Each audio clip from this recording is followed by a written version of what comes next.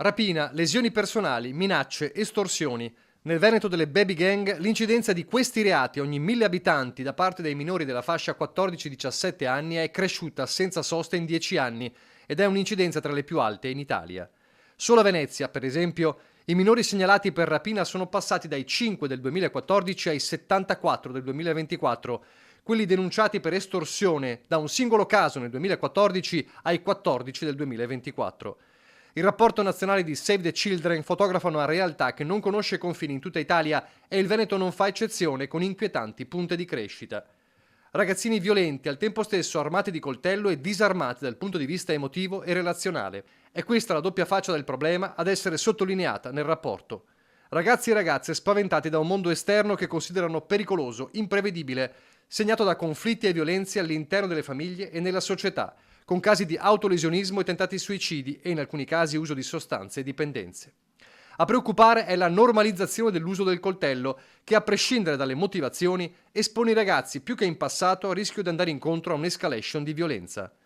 Molti adolescenti raccontano infatti che girare armati può farli sentire più protetti o rispettati, ma allo stesso tempo questa dinamica rischia di alimentare quello che nel rapporto viene definito un cortocircuito della paura. Un cortocircuito alimentato dai social.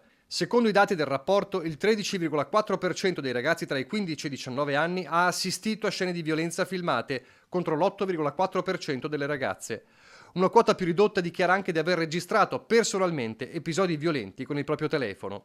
Inoltre, la violenza di strada non è più confinata alle aree marginali, ma coinvolge anche ragazzi provenienti da famiglie e ambienti socialmente integrati, senza distinzione tra ricchi e poveri.